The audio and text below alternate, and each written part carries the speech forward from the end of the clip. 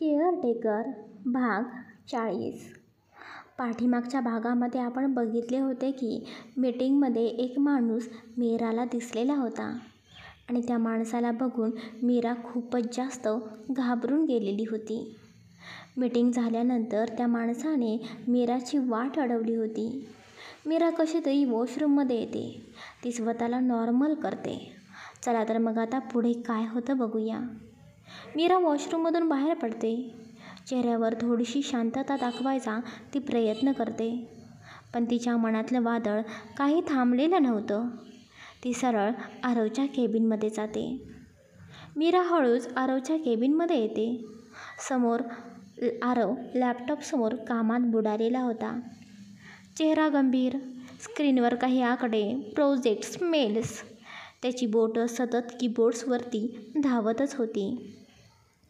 मीरा त्याच्याकडे न पाहताच थेट केबिनच्या एका कोपऱ्यात टेबलजवळ उभी राहते. इकडे मीरा केबिनमध्ये आलेली आहे याची चाहूल आरवला लागलेली होती. मीरा. आरव कामातून न थांबता तिचं नाव घेतो, पण मीरा मात्र काहीच उत्तर देत नाही. आरव त्याच्या लॅपटॉपकडून थोडासा वर बघतो तिच्या दिशेने. ती अजूनही तशीच उभी होती, स्तब्ध. थोडा आवाज वाढवून तो परत एकदा तिला आवाज देतो, मीरा. तरीही मीराचा काहीही प्रतिसाद नाही. आरवच्या कपाळावरती एक हलकीशी आठ पडते. तो लॅपटॉप बंद करत नाही, पण खुर्ची मागे ढकलतो आणि शांतपणे उठतो.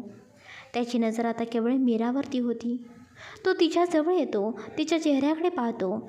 तिचे डोळे कुठेतरी दूर नजर लावून बसलेले, मन पूर्णपणे हरवलेलं. त्याच्याजवळ आल्याचं सुद्धा तिला भान नाही. आरव हळूच तिच्यासमोर चुटकी वाजवतो. मीरा, कुठल्या ग्रहावर पोचली आहेस? आरवचे बोलणे ऐकून मीरा दचकते. तिला भान येतं. ती एकदम वर बघते. आरव अगदी तिच्या समोर उभा होता.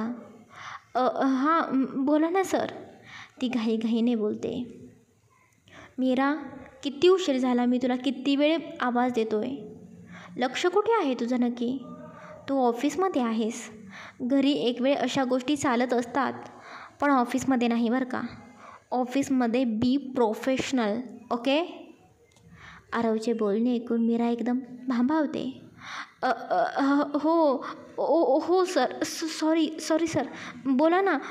काही काम होतं, मी करते पटकन, ती घाईघाईने बोलते. पण तिच्या आवाजात घाबरलेपण स्पष्टपणे जाणवत होतं. आरव हातातली एक फाईल घेतो आणि तिच्याकडे बघत थेट सांगतो, हो, मी तुला एक कामच देणार होतो. अविनाश शिंदे जे आज मीटिंगमध्ये आले होते ना, त्यांच्यासोबतच तुला एका साईटवरती जावं लागणार आहे, ओके? हे ऐकून मीराचा श्वासच अडखळतो. डोळे विस्फारले जातात, चेहरा कापरलेला. काय? अविनाश शिंदे? मी त्यांच्यासोबत जायचं? हो का? काही प्रॉब्लेम आहे का? मीरा पटकन नकारार्थी मान हलवते, पण शब्द अडखळतात. नाही सर, प्रॉब्लेम नाही, पण मला काही कामाचं फारसं कळत नाही ना. मी काय करणार तिथं सर, तुम्ही दुसऱ्या कोणाला तरी पाठवा ना. नाही मीरा, मी म्हटलं ना, तुझ्यावरतीच माझा सगळ्यात जास्त विश्वास आहे, म्हणून हे काम तुलाच करावं लागेल.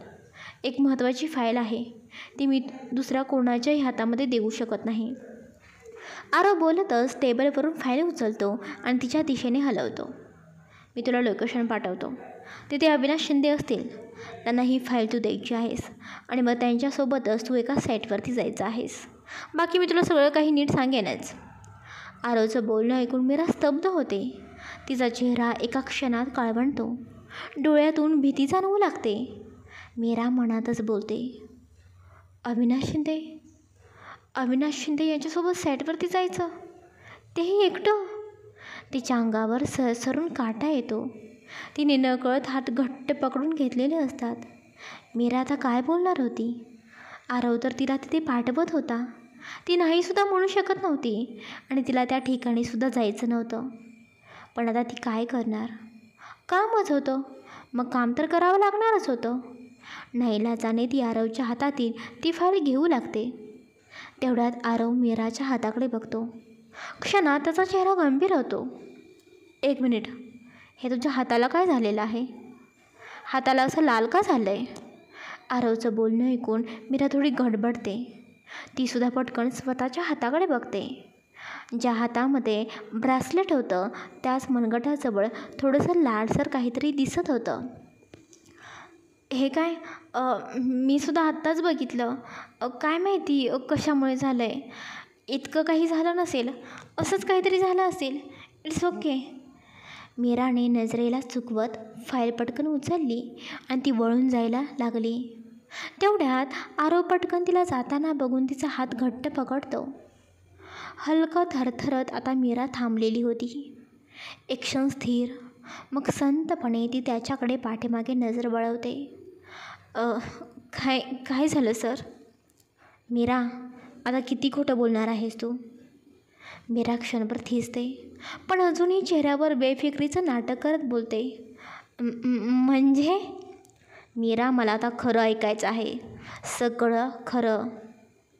काय झालं सर? कशाबद्दल बोलताय तुम्ही?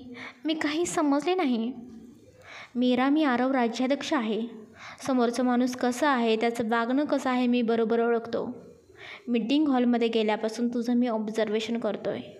त्यामुळे आता मला सगळं नीट स्पष्टपणे सांग. जे काही झालं ते सगळं सांग. मला सगळं ऐकायचं आहे. आरवचे बोलणे ऐकून मीरा काही क्षण गप्प.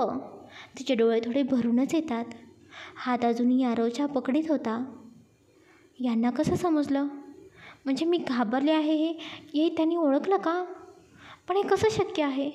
मी तर यांना काहीच बोलले नाही. पण आता मी काय बोलू? खरं सांगितलं तर? तेवढ्यात आरवचा पुन्हा रागाने भरलेला पण ठाम आवाज दणक्यासारखा तिच्या कानामध्ये आदळतो. मीरा, आता खरं बोल. मला वेळ वाया घालवलेला अजिबात आवडत नाही. मी काय विचारतोय ते नीट समजतंय ना तुला? काय विचारलं मी? मला सगळं खरं खरं सांग. त्याचा आवाज आता तीव्र होतो. मीराच्या हृदयाची धडधड वाढते. ती थरथरत 2 पावलं मागे सरते. क्षणभर तिच्या डोळ्यात भीती स्पष्ट दिसते. सर, मी पण तिचं वाक्य अपूर्णच राहतं, कारण आरव रागाने पुढे येतो. हात पुढे करत मीराचं मनगट पकडतो, पण यावेळी उद्देश वेगळाच असतो. रागात लपलेली काळजी असते. मीरा, मला ऐकायचं आहे. तू अविनाश शिंदेला बघून मीटिंग हॉलमध्ये का घाबरली होतीस? मीटिंग संपल्यानंतर त्यांनी तुझी वाट का अडवली होती? ते तुझ्याशी काय बोलले? आणि त्यांना बघून ती एवढी का थरथरत कापत होतीस? तुला वाटत असेल की मला काहीच समजत नाही, पण मी सगळं काही बघतोय. सगळं काही मला समजतं. त्यामुळे आता प्लीज खोटं बोलण्याचा तर अजिबात प्रयत्न करू नकोस, समजलं? आरवचं बोलणं ऐकून मीरा क्षणभर स्तब्ध होते. आरवचं बोलणं तिच्या काळजात थेट खोलवर घुसतं. त्याच्या रागातही आज ती एक असुरक्षित मुलगी म्हणून समोर उभी आहे. ती जरा वेळ डोळे मिटून एक दीर्घ श्वास घेते. आरवचं बोलणं ऐकून मीरा डोळ्यांमध्ये पाणी घेऊन आरवकडे बघू लागते. मीटिंग हॉलमध्ये जेव्हा अविनाश शिंदे म्हणजे मीरा ज्या माणसाला घाबरत होती त्या माणसाचं नाव अविनाश होतं. त्या अविनाशने मीराची वाट अडवली होती हे आरवला कसं समजलं या गोष्टीचा ती विचार करत होती. पण आता आरवला ही गोष्ट समजली आहे. म्हणजे त्याच्याशी खोटं बोलून चालणार नाही ही गोष्टसुद्धा तिला समजली होती. त्यामुळे ती आता रडू लागते. मीराच्या डोळ्यातलं पाणी पाहून आरवचा राग एकदम विरघळतो. त्याला ती थरथरत रडताना बघवत नाही. कधी कटू बोलणारा आरव आता शांत होऊन फक्त तिच्या डोळ्यात बघतो. तिच्या अश्रूंनी त्याच्या मनातसुद्धा अस्वस्थता निर्माण केली होती. चल, इथे बस. तो तिचा हात अलगद पकडून तिला सोफ्यावरती बसवतो आणि पटकन तो तिला पाणी देतो. हे घे पाणी पी मीरा, प्लीज. मीरा थोडं पाणी पिते, पण हात अजूनही थरथरत असतो. तेवढ्यात आरव त्याचा रुमाल पटकन खिशातून बाहेर काढतो आणि खूप हलक्या जपलेल्या स्पर्शांनी तिच्या डोळ्यातले अश्रू पुसू लागतो. हे बघ मीरा, प्लीज तू शांत हो. प्लीज तू रडू नको. हे बघ, मी आता नॉर्मल आहे. मी नाही तुझ्यावरती रागवत. फक्त तुला काय झालं हे जाणून घ्यायचं आहे मला. तुझं वागणं बघून मला स्पष्ट समजलं आहे तू त्याला बघून घाबरतेस. पण तू इतकी का घाबरतेस हे मला समजायला हवं मीरा. आणि त्यात मला खोटं अजिबात ऐकायचं नाही. मीराचे डोळे पुन्हा पाणावतात, ओठ हलतात, पण शब्द निघत नाहीत. आपण फ्रेंड्स आहोत ना मीरा. तो तिच्या शेजारी बसतो, थोडी तिच्या झुकून बघतो. तू या फ्रेंड्सला काही सांगणार नाहीस का? त्याचं हे बोलणं एकदम साधं, मोकळं, पण त्याच्या सुरातली काळजी, विश्वास आणि एक नाजूक आधार, हे सगळं ऐकून मीरा पुन्हा त्याच्याकडे पाहते. मीरा, अविनाश शिंदे मला आधीपासूनच ओळखत आहे, मीरा बोलते. हो मीरा, ती गोष्ट मला समजली आहे. अविनाश शिंदे ज्या नजरेने तुझ्याकडे पाहत होता आणि मीटिंग हॉलमध्ये जिथे त्याने तुझी वाट अडवली, त्यावरून मला कळतं आहे की तुमची ओळखही आहे. पण ती ओळख कशी आहे ती मला ऐकायची आहे. आरवचे बोलणे ऐकून मीरा बोलायला सुरुवात करते. सर, खरं तर ही गोष्ट मी कधीच कुणाला सांगितली नाही, पण आज मला तुम्हाला सांगावंच वाटतं आहे. 10 वर्षापूर्वी माझ्या बाबांनी अविनाश शिंदेंकडून 50 लाख रुपये घेतले होते. परिस्थिती इतकी वाईट होती की ते पैसे परत करणं शक्यच नव्हतं आमच्यासाठी.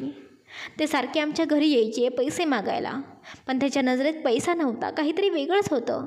त्यांची नजर ती सतत माझ्यावरती असायची, अश्लील, घाणेरडी, विचित्र. मी घाबरले होते, कळत नव्हतं काय करावं. माझ्या घरच्यांनीही ते लक्षात घेतलं, बाबांनी विशेषतः.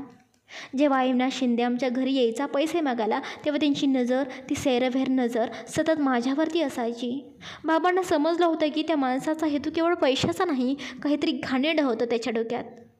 आम्ही तर पैसे परत करू शकत नव्हतो, पण बाबांनी आमची जी जमीन होती हायवेच्या कडेला, ती त्याच्या नावावरती केली. फक्त एकच हेतू होता की त्या माणसाची नजर माझ्यावरून हटावी. पण बाबांना माहिती होतं की मी आणि आई कधीही ही गोष्ट मान्य करणार नाही, जमीन विकू देणार नाही, म्हणून त्यांनी ती गोष्ट आमच्या दोघींपासून लपवली. एक वडील एका मुलीला आपल्या मुलीला वाचवण्यासाठी काहीही करायला तयार होणार होता, अगदी सत्यही लपवायला. आणि मग एक दिवस माझ्या बाबांचा अपघात झाला आणि ते हे जग सोडून निघून गेले.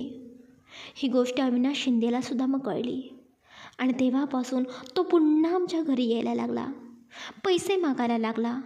कारण त्याला माहिती होतं, आम्हाला अजूनही कळलेलं नव्हतं की बाबांनी ती जमीन त्यांच्या नावावरती केली आहे. आम्ही अंधारात होतो आणि त्याने त्याचा फायदा घ्यायचं ठरवलं होतं. पण मीरा, तुझ्या बाबांनी तरी एवढं सांगितलंच असेल ना की आता तो माणूस परत येणार नाही, कारण त्याचे पैसे बाबांनी परत केलेले आहेत. हो सर, बाबांनी आम्हाला सांगितलं होतं की त्यांनी कुठून तरी पैशांची सोय केली आहे आणि अविनाश शिंदेंचे पैसे परत केलेले आहेत. बाबांचं ते बोलणं ऐकून आम्ही दोघीजणी थोडं रिलॅक्स झालेलो होतो. आणि काही दिवसांनी बाबांचं निधन झालं. मग तो माणूस अविनाश शिंदे परत आमच्या घरात यायला लागला. पुन्हा तेच पैसे मागणं, तोच घाणेरडा कटाक्ष. आम्ही त्याला विचारलं की बाबा म्हणाले होते की त्याचे पैसे बाबांनी परत केलेले आहेत, मग तो परत काय येतोय, परत आमच्याकडे का पैसे मागतोय? पण त्याने सरळ सांगितलं, तुमच्या बाबांनी मला काहीच दिलं नाही. आता मात्र काय खरं होतं काय खोटं होतं हे जाणून घेण्यासाठी बाबा नव्हतेच ना आमच्यासोबत. आणि त्यानंतर तो एक नवीन गेम खेळायला सुरुवात करू लागला. तो म्हणाला, तुमच्या बाबांची शेवटची आठवण म्हणून असलेली ती जमीन, माझ्या बाबांची ती जमीन, ती माझ्याकडे आहे. जर ती परत हवी असेल तर पैसे द्या, आणि जर पैसे नाही दिले तर मीरा, तू माझ्याशी लग्न कर. तो माणूस केवळ पैसे घेणारा नव्हता, तो माझ्या शरीरावर नजर ठेवून बसलेला घाणेरडा माणूस होता. त्याचा कटाक्ष, त्याचा स्पर्श सगळं घाणेरडं वाटायचं मला.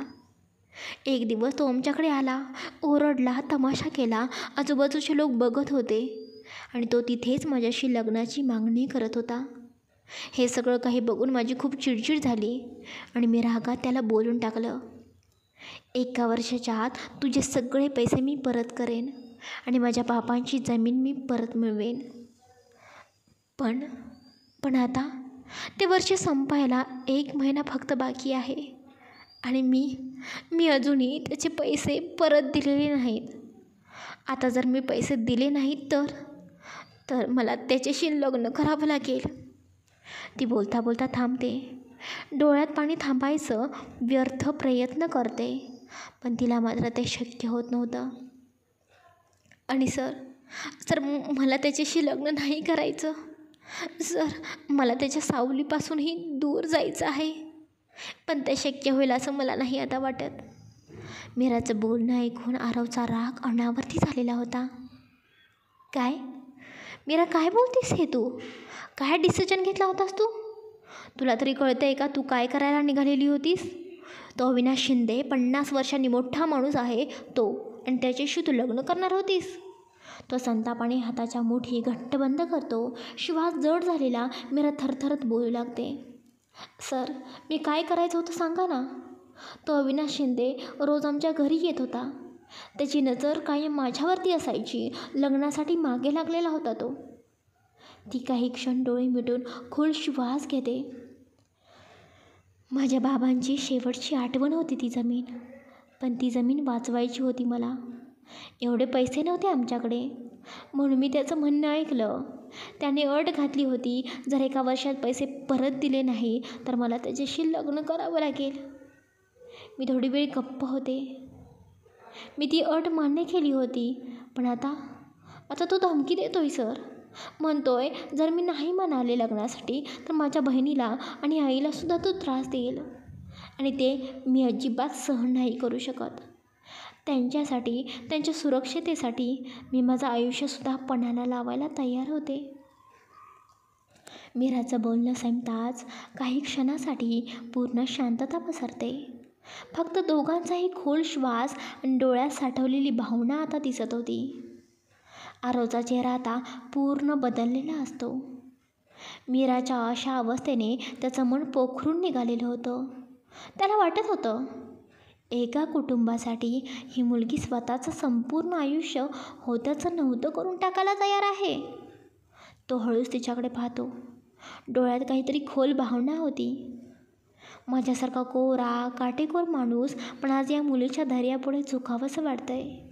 हिला खरंच मानायला पाहिजे, पण जर तिने पैसे भरले नाही तर ती त्या नराधमाशी लग्न करेल. तो विचारच अंगावरती काटा आणतोय. आरव मनातच विचार करतो. अचानक त्याचा चेहरा रागाने भरून येतो.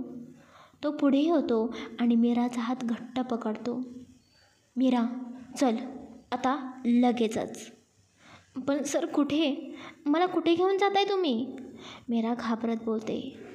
मी बोललो ना चल. आता प्रश्न विचारायचे नाहीत, तू फक्त चल. आरव तिचा हात पकडून तिचं काहीच ऐकून न घेता तिला ऑफिसमधून बाहेर घेऊन जातो. आणि ती मात्र घाबरत विचारते, सर हे सगळं अचानक कुठे चाललो आहे आपण, हे तरी सांगा. आरव गाडीच्या दिशेने जातो. मीरा अजूनही रडतच आरवकडे पाहत होती, पण आरवच्या चेहऱ्यावर कोणताही गोंधळ नव्हता. उलट एक विलक्षण आत्मविश्वास झळकत होता. त्याच्या डोळ्यात काहीतरीसे ठरलेलं होतं. दोघंही गाडीमध्ये बसतात. ड्रायव्हर गाडी सुरू करतो. आरव फक्त एकच वाक्य बोलतो, मीरा, तू फक्त शांत राहा, ओके? हे बोलून तो खिडकीबाहेर बघू लागतो. आरवचा चेहरा आता पूर्णपणे कठोर झालेला असतो. मीराचं मन मात्र अस्वस्थ. तिचे डोळे एका क्षणाला आरवकडे तर दुसऱ्या क्षणाला रस्त्याकडे. कुठे चाललो आहे आपण? ती मनाशी विचार करत होती. काही क्षणात गाडी थांबते. एकदम दार उघडली जातात. बॉडीगार्ड्स येऊन दारे उघडतात. आरव उतरतो. मीरा गोंधळलेल्या नजरेने बाहेर उतरते. समोर एक सुंदरसा छोटेखानी पण एलिगंट बंगला दिसतो. बाहेर गेट, सुरक्षारक्षक आणि शांतता. इतकी शांतता की मीराला अजूनही अस्वस्थ वाटत होतं. सर हे काय आहे? आपण कुठे आलोय? प्लीज काहीतरी बोला. आरव तिच्या बाजूला येतो. काही न बोलता तिचा हात हलक्या पण ठामपणे पकडतो आणि तिला आत घेऊन चालतो. सर, मला घाबरायला होतंय. तुम्ही असं गप्प का आहात? हे घर कोणाचं आहे? कुठे आलो आहे आपण? आरव आणि मीरा दोघंही त्या शांत बंगल्याच्या हॉलमध्ये प्रवेश करतात. आत अगदी शांतता, न कोणतीच हालचाल, ना कोणताही आवाज, फक्त एक प्रकारचा तणाव हवेत पसरलेला. मीरा गोंधळलेल्या नजरेने आजूबाजूला पाहत राहते. इथे बस आणि शांत राहा. तो सुद्धा स्वतः तिच्या बाजूला बसतो. मीरा अजूनही संभ्रमित होती. तिला काही समजत नव्हतं. इतक्यात दार उघडण्याचा आवाज येतो. 4-5 बलदंड बॉडीगार्ड्स आत येतात. हे सगळं ब्लॅक ड्रेसमध्ये होते. त्यांच्यामध्ये एक जण, ज्या माणसाचा चेहरा मीराच्या अंगावरती काटा आणतो, अविनाश शिंदे. त्याला ओढतच मीराच्या समोर आणलं जातं आणि अगदी जोरात तिच्या पायाजवळ ढकलून दिलं जातं. अविनाश आता गुडघ्यावर आणि डोकं खाली. पूर्णपणे तो घाबरलेला होता. तेच अविनाशला बघून मीराचा श्वास थांबतो. तिच्या डोळ्यामध्ये भीती, धक्का आणि जुने सगळे प्रसंग झरकन डोळ्यासमोर येतात. ती पटकन आपले पाय पाठीमागे घेते. अविनाशला बघून आरव रागाने उठतो. चेहऱ्यावरती आता पूर्णपणे राग दिसत होता. त्याचं शरीर थरथरतंय इतका की तो संतापलेला होता. तो सरळ जातो आणि अविनाश शिंदेच्या कॉलरला धरून त्याला रागाने उभा करतो. त्याचे शब्द आता अंगावरती चढतात. हाच ना तो मीरा? हाच आहे ना? तो त्याच्याकडे बोट दाखवत तिच्याकडे बघतो. ह्याच डोळ्यांनी तो तुझ्याकडे घाणेरड्या नजरेने बघत होता ना? ह्याच हाताने त्याने आज तुझा हात पकडला ना? ह्याच तोंडाने तुझ्यावर नको ते तो शब्द फेकले ना?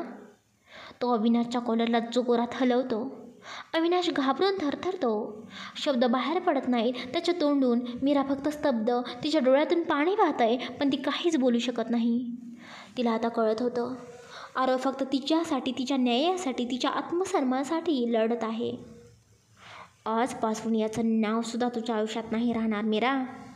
आता त्याचं आयुष्य सुरू होईल, पण तुझ्या पायाखालून. मी तुला वचन देतो. Sir sir sir please please मला सोडा. अविनाश इकडे ओरडू लागतो. अविनाश, मी सोडायला अजून तुला काही केलंच नाही रे. खरं तर मी तुला एक चांगला माणूस समजून माझ्या अंडर कामाला घेतलं होतं. पण तू तर अजून घाणेरडा निघालास. तुला माहिती आहे ना, माझ्या ऑफिसचा एकच मेन रूल आहे, रिस्पेक्ट द वुमन.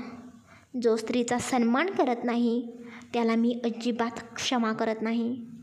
आजवर बऱ्याच लोकांना बाहेरचा रस्ता मी त्यासाठीच दाखवलेला होता आणि आज तूसुद्धा त्यातलाच एक निघालास. तो एका झटक्याने पुढे येतो. त्याचा हात आवेगाने पकडतो आणि पाठीमागे वळवतो. अविनाश वेदनेने किंचाळतो. Sir sir. आरव घट्ट चिटकवत रागाने बोलतो. असंच ओरड, अजून जोरात ओरड. तोंडाने घाण बोलत होतास ना? काय लग्न करणार होतास तू तिच्याशी? कर आता. लग्न करायचं आहे का अजून? आरवचा पाय हवेत उगम घेतो आणि एका जबरदस्त लाथीने अविनाश जमिनीवरती आपटतो. मीरा हे सगळं बघत थरथरत कापते. ती घाबरून आरवजवळ धावून येते. सर सर प्लीज शांत व्हा. तुम्ही काही चुकीचं करू नका माझ्यामुळे, प्लीज सर. मीराचे बोलणे ऐकून आरव तिच्याकडे बघतो, पण आवाजात अजिबात नरमाई नव्हती. मीरा, तू शांत राहा.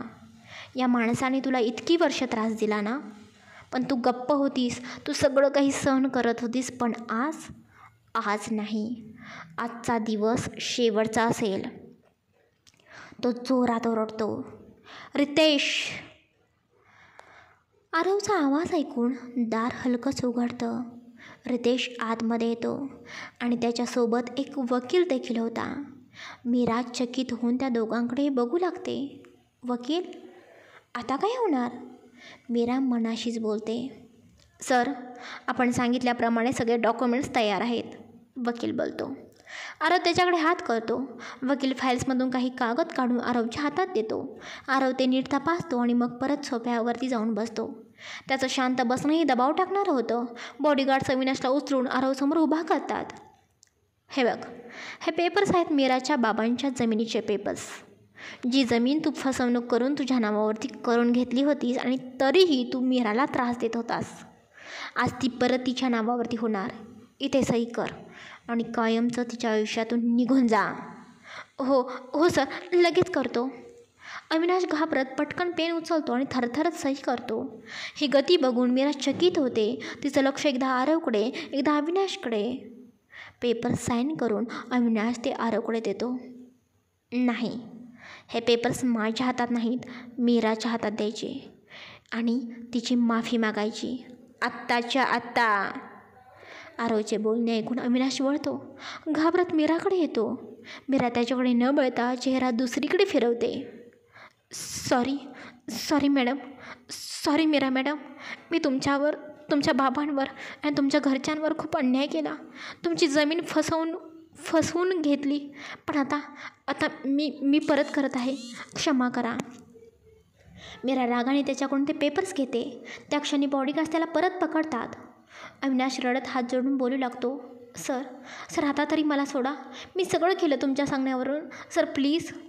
आरव शांतपणे सोफ्यावरून पाय टाकून टेकतो. एक पाय दुसऱ्यावर ठेवतो, नजर रोखलेली. सोडायचं? इतक्या लवकर? 10-12 वर्ष मीरा आणि तिच्या कुटुंबाला त्रास दिलास आणि मी तुला एका तासात माफ करावं? हे असं चालतं का अविनाश शिंदे? तू आजवर जे काही मिळवलंस ना, ते आता तुला कमवावं लागेल. तुझ्या नावावर असलेले सगळे प्रोजेक्ट्स मी आता काढून घेतो आहे. बिल्डर्स म्हणून तुझं करिअर आज इथेच संपलं. आरव बोलतच उठतो आणि अविनाशकडे रोखून बघतो. तू म्हणाला होतास ना, मीरासोबत लग्न करायचं होतं. तिच्या घरी जाऊन तू त्रास दिलास. आता 12 वर्ष मी तुला त्रास देणार. आणि आरव राज्याध्यक्षाचा त्रास द्यायची स्टाईल ना, ती थोडीशी वेगळीच असते. तुला समजेलच हळूहळू. आणि अविनाश शिंदे, तू अजिबात काळजी करू नकोस. 12 वर्षाचा तुझा वनवास जेव्हा संपेल ना, त्यावेळी मीराच्या बाबांना तू 50 लाख रुपये दिले होतेस ना. तू ज्यावेळी वनवास संपेल त्यावेळी तुझ्या हातामध्ये ते पैसे मी तुला परत रिटर्न करेन. आयुष्यभर ते तुला जगायला पुरतील. कारण हा आरव राज्याध्यक्ष कायम हिशोब ठेवत असतो. तुझे पैसे तुला मिळून जातील, अगदी व्याजासकट. त्याचं टेन्शन घ्यायची तुला काही गरज नाही. तुला हा जो 12 वर्षाचा वनवास आहे ना, तो फक्त मीराला त्रास दिलास म्हणून आहे. आणि तो अजिबात चुकणार नाही. तो बॉडीगार्ड्सकडे पाहतो. घेऊन जा याला. आणि लक्षात ठेवा, याचं पालनपोषण 12 वर्ष आमच्याच अड्ड्यावरती व्हायला हवं. मी सांगेन तसं दिवस सुरू व्हायला हवा. याला माफीनं नाही, शिक्षेने जगायला शिकवा. बॉडीगार्ड्स अविनाशला पकडून नेतात. तो अजूनही हात जोडतच ओरडतो, sir please please please sir, मला एक संधी द्या. मीरा मॅडम, तुम्ही तरी बोला सरांशी. मीरा शांतपणे डोळे मिटते. त्याच्या आवाजातला तिला आता काहीही फरक पडत नव्हता. सगळेजण बाहेर गेले होते. आता फक्त आरव आणि मीरा हॉलमध्ये होते. आरवसुद्धा तिथून निघायला बाहेर लागतो. तेवढ्यात त्याच्या कानावरती आवाज ऐकू येतो, सर 1 मिनिट. मीराचा आवाज ऐकून आरव थांबतो. मीरा जवळ येते. डोळ्यातून अश्रू पण चेहऱ्यावरती कृतज्ञता होती. Thank you sir, thank you so much. मी खूप दिवसांपासून माझ्या बाबांची ती शेवटची आठवण, ही जमीन परत मिळवायचा प्रयत्न करत होते. पण तुम्ही एका क्षणात मला ती परत मिळवून दिली. तुमचा उपकार मी आयुष्यभर विसरणार नाही. आरव हलक्या आवाजात पण ठाम आवाजात मीराकडे बघतो आणि बोलतो, मीरा, एक गोष्ट लक्षात ठेव. तू मुलगी आहेस म्हणून घाबरायचं नाही. या जगातल्या मुली आता कुणाच्याही पुढे झुकत नाहीत. रडायचं नाही, लढायचं असतं. तू रडलीस म्हणून तो जिंकलास. तू लढली असतीस तर कदाचित हे इतकं लांब गेलंच नसतं. क्षणभर शांतता पसरते. त्यानंतर आरव पुढे बोलतो, असो, झालं गेलं विसर, चल. आरव एवढं बोलतो आणि पुढे निघतो. मीरा त्याच्या मागे निघते. दोघं गाडीमध्ये बसतात. आरव ड्रायव्हरला इशारा करतो. गाडी थेट घराच्या दिशेला वळते. गाडी घरासमोर थांबते. अजूनही दोघांच्याही चेहऱ्यावरती दिवसभराच्या घडामोडींचा थकवा दिसत होता. आरव काहीही न बोलता दरवाजा उघडतो आणि पटापट आत जातो. मीरा काही क्षण थांबते, नजरेनं त्याच्याकडे बघते आणि मग तीसुद्धा शांतपणे आतमध्ये जाते. आरव त्याच्या खोलीत निघून जातो. दार बंद करत नाही.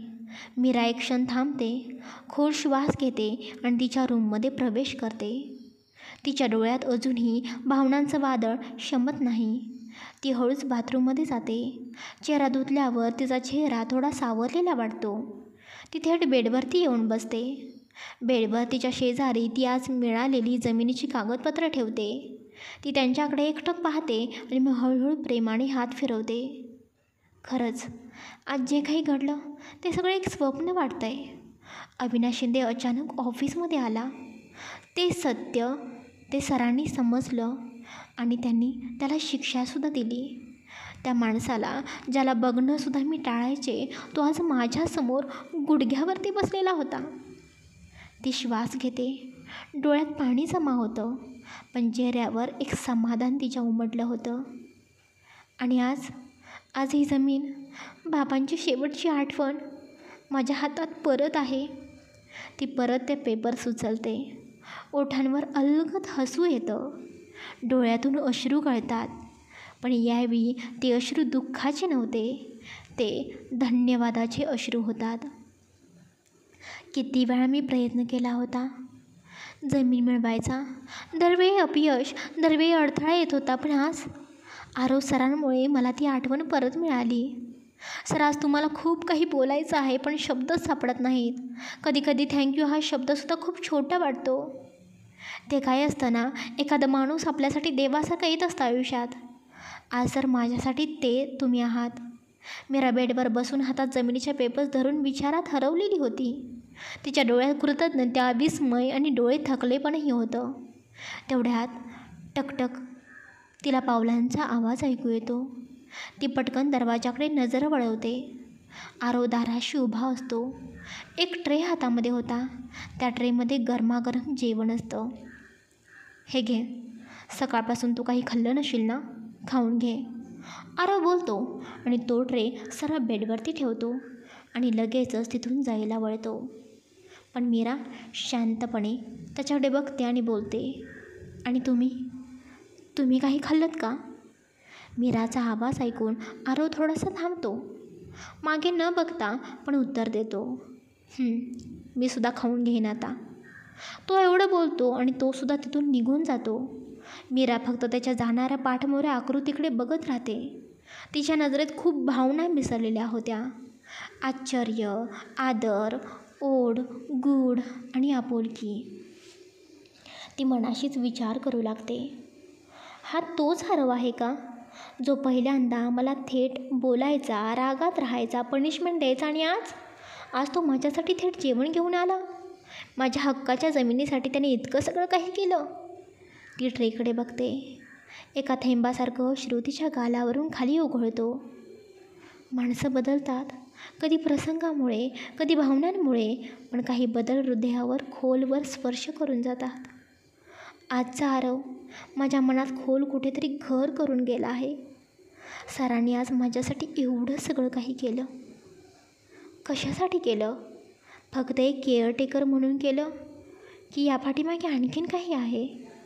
सरांनी आज माझ्यासाठी एवढं केलं, त्यासाठी खरंच थँक्यू हा शब्द खूप छोटा आहे, पण त्यासाठी मला परतफेड म्हणून सरांना काहीतरी द्यावंच लागेल.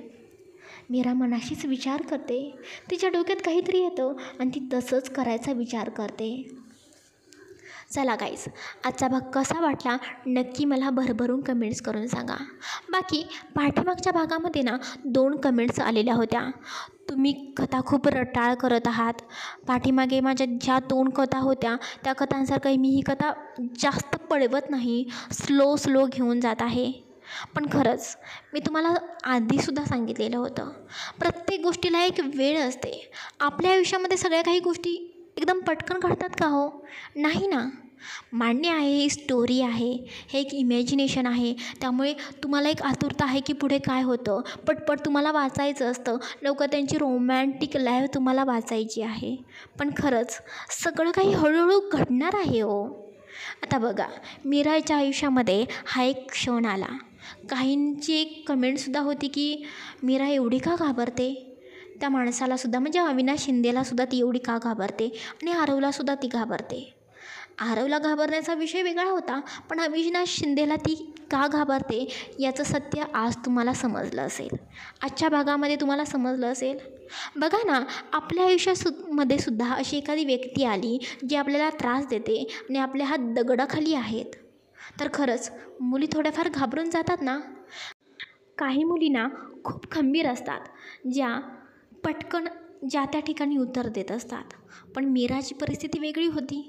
काही मुलींची सुद्धा अशी परिस्थिती असते ज्या समाजाचा जास्त विचार करतात आणि समाजाचा विचार करून ते शांतपणे सगळं काही सहन करत असतात. तसंच काही मीराचं होतं, म्हणून ती एवढी अविनाश शिंदे यांना घाबरत होती. बाकी आज या भागामध्ये तर अविनाश शिंदे हा विषय आता स्टॉप झालेला आहे. आरवने बरोबर त्याला योग्य ती पनिशमेंट दिलेली आहे. आता बघूया पुढच्या भागामध्ये काय होतं. बाकी सगळेच वाचक, मी म्हणेन सगळेजण आरव आणि मीराची रोमॅन्टिक लाईफ कधी सुरू होईल, त्यांची लव्ह स्टोरी कधी सुरू होईल याचीच वाट बघत आहेत. पण काळजी करू नका, लवकरच त्यांची रोमॅन्टिक लाईफ, त्यांची लव्ह स्टोरी सुरू होणार आहे. आणि ती मी अचानक दाखवू शकत नाही ना. बघा, आपल्याही आयुष्यामध्ये कोणावरती प्रेम झालं तर अचानक होतं का हो? हळूहळू त्या व्यक्तीच्या रिलेटेड काही गोष्टी घडत असतात आणि मग हळूहळू प्रेम समजू लागतं, ते होऊ लागतं. तसंच मीरा आणि आरवच्या लाईफमध्ये होत आहे.